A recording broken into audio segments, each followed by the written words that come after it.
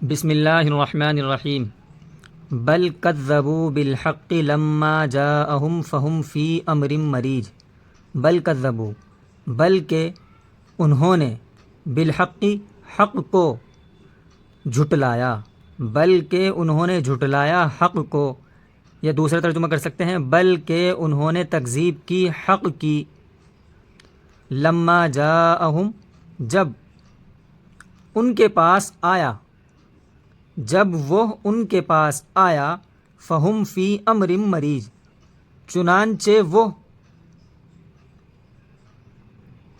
الجھے ہوئے ہیں معاملے میں، چنانچہ فا کا ترجمہ چنانچہ ہم وہ، مریج الجھے ہوئے ہیں امر معاملے میں، ٹھیک ہے۔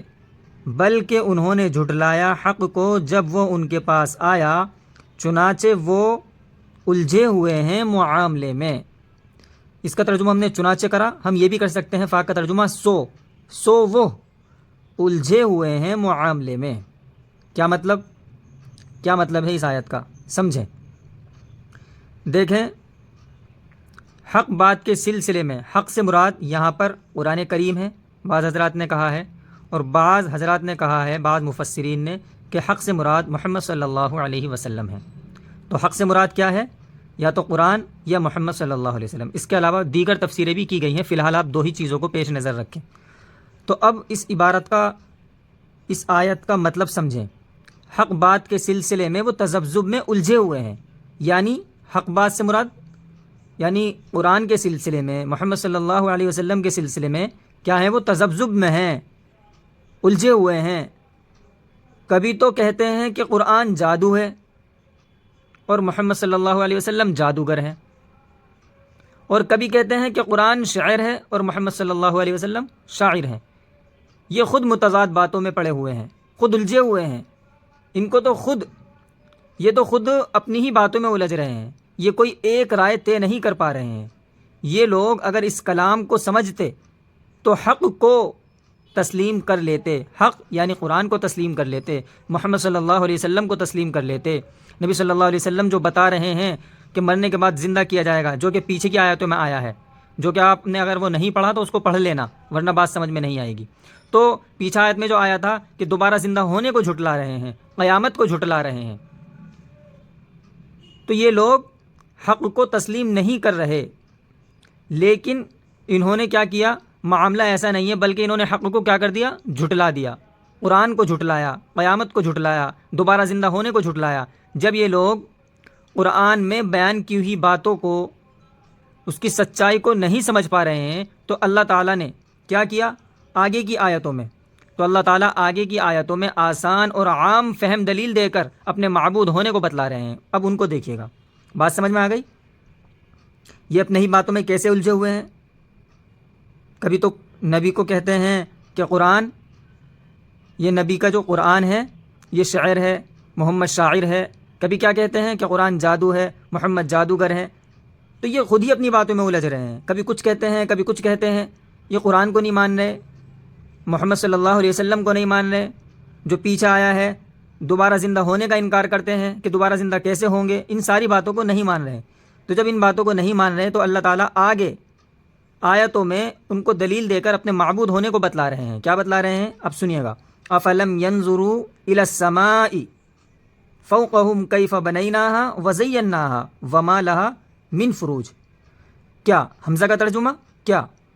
افلم کیا انہوں نے، کیا نہیں، ترجمہ ہو اس کا کیا نہیں، ینظروا انہوں نے دیکھا، کیا انہوں نے اپنے اوپر، الی السماء آسمان کی طرف، فوقہم اپنے اوپر، فوقہ اوپر، ہم اپنے اوپر آسمان کو، اس کا الہ کا ترجمہ یہاں کو کریں گے، اپنے آسمان کی طرف کر لو یا آسمان کو کر لو۔ کیا نہیں انہوں نے دیکھا آسمان کی طرف اپنے اوپر؟ اب محاوری ترجمہ کریں گے، کیا انہوں نے اپنے اوپر آسمان کو نہیں دیکھا؟ اس کا ترجمہ ہے ینظرو دیکھنا، لم نہیں، کیا انہوں نے اپنے اوپر آسمان کو نہیں دیکھا؟ کیفا کیسے، بنینا ہا ہم نے اس کو بنایا۔ کیا انہوں نے اپنے اوپر آسمان کو نہیں دیکھا کہ کیسے ہم نے اس کو بنایا؟ وزیناہا اور ہم نے اس کو مزین کیا۔ اور کیسے ہم نے اس کو مزین کیا. کیف کا ترجمہ پھر دوبارہ یہاں پر کریں گے. کیسے ہم نے اس کو بنایا اور کیسے ہم نے اس کو مزین کیا. دیکھیں اللہ تعالیٰ نے آسمان کو بنایا بغیر ستون کے ہے, آج تک اس میں کوئی پھٹن نہیں. آگے اس کا ترجمہ آئے گا کہ بغیر ستون کے آسمان موجود ہے, اس کو اللہ تعالیٰ نے مزین کیا. مزین کیسے کیا؟ دن میں آپ دیکھیں سورج چمکتا ہے, رات میں دیکھیں ستارے چمکتے ہیں. وما لہا من فروج, اور نہیں ہے لہا اس میں یعنی آسمان میں, من فروج کوئی پھٹن, اور آسمان میں کوئی پھٹن نہیں ہے, کوئی سوراخ نہیں ہے. تو اسی کو اللہ تعالیٰ کہہ رہے ہیں کہ اے آسمان کو نہیں دیکھتے اپنے اوپر کہ وہ بغیر کسی ڈنڈے کے, جیسے کہتے ہیں نا ستون, کسی کے سہارے کھڑا ہو, نہیں دیکھتے؟ کیا ان کو یہ چیز نظر نہیں آتی کہ ہم نے اس کو کیسے بنا دیا؟ بارش ہوتی ہے, ہم نے اس کو مزین کر دیا. کہ ان کو نظر نہیں آتا کہ رات میں ستارے چمکتے ہیں, چاند چمکتا ہے, دن میں سورج ہم نے اس میں چمکایا؟ یہ ساری چیزیں آسمان میں نہیں دیکھتے, اور اس میں آج تک کوئی پھٹن موجود نہیں, کہیں سے پھٹا نہیں, کہیں سے سوراخ موجود نہیں. اتنے سال سے جب سے دنیا بنی ہے یہ آسمان موجود ہے. وَالْأَرْضَ مَدَدْنَاهَا وَأَلْقَيْنَا فِيهَا رَوَاسِيَ وَأَنبَتْنَا فِيهَا مِن كُلِّ زَوْجٍ بَهِيجٍ, اور زمین مددناها ہم نے اس کو پھیلایا, اور زمین کو ہم نے پھیلا دیا. وَأَلْقَيْنَا اور ہم نے ڈال دیا, فِيهَا اس میں یعنی زمین میں, رواسیہ مضبوط پہاڑ, اور ہم نے مضبوط پہاڑ زمین میں کیا کر دیے؟ گاڑ دیے, ڈال دیے, یعنی محاوی ترجمہ گاڑ دیے. اور ہم نے مضبوط پہاڑوں کو کیا کر دیا؟ زمین کے اندر گاڑ دیا. وَأَنبَتْنَا اور ہم نے اگایا, کس میں؟ زمین میں. فیہا اور ہم نے زمین میں اگائے, من کلی زوج بہیج ہر قسم کے, بہیج خوشنما, ہم نے اس میں ہر قسم کی خوشنما چیزیں اگا دی. دیکھیں اللہ تعالیٰ نے زمین کو پھیلایا, زمین ہلتی تھی تو اللہ تعالیٰ نے اس کی ہلن کو روکنے کے لیے کیا کر دیا؟ پہاڑ اس کے اندر گاڑ دیے تاکہ وہ ہلے نہ, ہلے ڈولے نہ. پھر اللہ تعالیٰ نے کیا کیا؟ اس میں ہر قسم کی خوشنما چیزیں اگا دی. ندیاں اللہ تعالیٰ نے نکال دی, پیڑ پودے اس کے اندر اگا دیے. کھیتی باڑی کے لیے تمہارے لیے اللہ تعالیٰ نے, کھیتی باڑی آپ زمین کے اوپر کرتے ہو. اسی طرح پھل فروٹ, کھانے پینے کی اچھی اچھی چیزیں, میوہ جات اللہ تعالیٰ نے زمین کے اندر پیدا کر دی, تمہارے رہنے کے لیے گھر بنا دیے. تو اللہ تعالیٰ نے یہ ساری چیزیں, خوشنما چیزیں زمین کے اندر کس کے لیے پیدا کی؟ انسان کے لیے پیدا کی ہیں. اب آگے دیکھیں, تبصرۃ وذکریٰ لکل عبد منیب, بصیرت اور نصیحت ہے, بصیرت ہے اور نصیحت ہے, لکل عبد ہر اس شخص کے لیے جو اللہ کی طرف رجوع کرنے والا ہو, جو رجوع کرنے والا ہو. بصیرت اور نصیحت ہے اس شخص کے لیے جو رجوع کرنے والا ہو. اب اس کا مطلب سمجھیں. دیکھیں اللہ تعالیٰ نے اتنا بڑا نظام جو بنایا ہے, آسمان کو بنایا, ٹھیک ہے, اس کو مزین کیا, اس میں کوئی پھٹن نہیں ہے. پھر اللہ تعالیٰ نے زمین کو بنایا. یہ ساری چیزیں جو بنائی ہیں یہ بے مقصد بنا دی. اللہ تعالیٰ نے اس دنیا کا اتنا بڑا جو نظام بنایا ہے بے مقصد نہیں بنایا. آپ کو بھی اللہ تعالیٰ نے بے مقصد نہیں بنایا. قرآن کریم میں دوسری جگہ موجود ہے, وما خلقت الجن والانس الا لیعبدون. سمجھے؟ تو انسان کو چاہیے کہ اس نظام پر غور و فکر کرے, اپنی بصیرت کو استعمال میں لائے, جو اللہ تعالیٰ نے بصیرت دی ہے اس کو استعمال میں لائے, اللہ تعالیٰ کی قدرت اور کاریگری کو سمجھے, تاکہ اس کے دل میں اللہ کی عزت, اس کی عظمت واضح ہو جائے.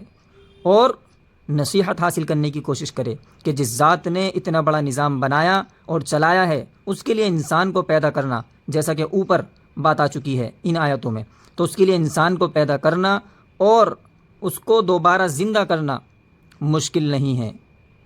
کیا اس کے لیے مشکل ہے؟ جب اس نے اتنا بڑا نظام بنایا اور چلایا ہے تو اس کے لیے انسان کو پیدا کرنا اور دوبارہ زندہ کیا مشکل. لیکن اس بات کو کون سمجھے گا, اس بات کو کون مانے گا؟ وہی شخص اس بات کو مانے گا جو اللہ کی طرف رجوع کرنے والا ہو, اس کے دل میں اللہ کی محبت ہو, اس کے معبود ہونے کا یقین ہو. لیکن اگر کسی کے دل میں اللہ کی محبت ہی نہ ہو, اس کے معبود ہونے کا یقین ہی نہ ہو, جو قرآن کو نہ مانتا ہو, جو دوبارہ زندہ ہونے کو نہ مانتا ہو, جو نبی کو نہ مانتا ہو, تو وہ ان سب باتوں کو کیسے سمجھے گا؟ تو ایسے شخص کے آگے کتنی ہی بصیرت ہو, کتنی ہی نصیحت ہو, کتنی ہی بصیرت کی باتیں اس کے سامنے کر لو, کتنی ہی مثالیں اس کے سامنے دے لو, کتنی ہی دلیل اس کے سامنے بیان کر لو, وہ ان سب باتوں کو نہیں مانے گا. کیوں نہیں مانے گا؟ کیونکہ اس کے دل میں اللہ کی محبت ہی نہیں ہے, وہ اللہ کے معبود ہونے کا یقین ہی نہیں رکھتا, وہ قرآن کو نہیں مانتا, وہ نبی کو نہیں مانتا. تو اس کے سامنے آپ کتنی ہی مثالیں بیان کر لو. تو ایسے لوگ جن کے دلوں پر, یہ وہ لوگ ہوتے ہیں کہ جن کے دلوں پر اللہ نے مہر لگا دی ہے, یہ وہ لوگ ہیں جو ہدایت سے محروم ہی رہتے ہیں. تو یہاں سے لے کر یہاں تک کی آیتوں میں یہی بیان کیا گیا ہے. کوئی چیز سمجھ میں نہ آئے کوئی چیز معلوم کرنی ہو تو معلوم کر سکتے ہیں. پیچھے کا سبق بھی دیکھیں، اس کو سمجھیں، اور اس کے بعد میں اس کا تعلق پیچھے سے یہاں تک ہے، اس کو بھی سمجھیں. پھر انشاءاللہ آگے کچھ باتیں بتائیں گے.